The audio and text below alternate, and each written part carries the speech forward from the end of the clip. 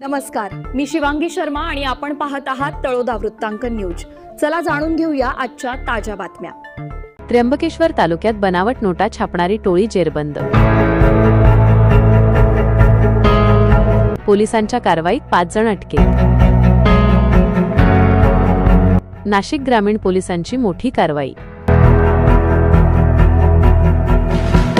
भगवान आचारी यांच्यासह तळोदा वृत्तांकन न्यूज नेटवर्क नाशिक।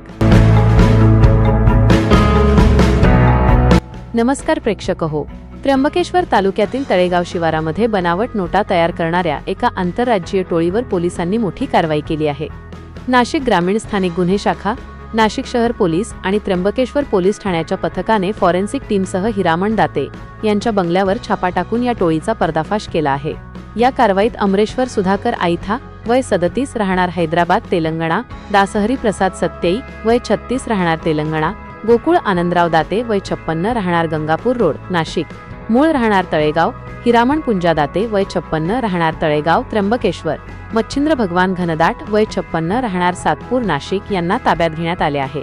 या छाप्यादरम्यान पोलिसांनी 9,75,000 रुपये रोख रकमेसह, ज्यात 500 रुपये दराच्या 1950 खऱ्या नोटा समाविष्ट आहेत, कोऱ्या कागदांचे नोटांच्या आकाराचे बंडल, नोटा छापाईसाठी लागणारे केमिकल, साधन सामग्री, मोबाईल फोन आणि एक 4 वाहन असा एकूण 12,19,580 रुपये किमतीचा मुद्देमाल जप्त केला आहे।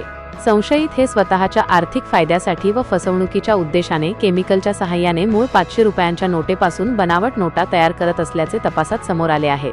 या प्रकरणी त्र्यंबकेश्वर पोलीस ठाण्यात गुन्हा दाखल करण्यात आला असून पुढील तपास पोलिसांकडून केला जात आहे। आजसाठी इतकेच।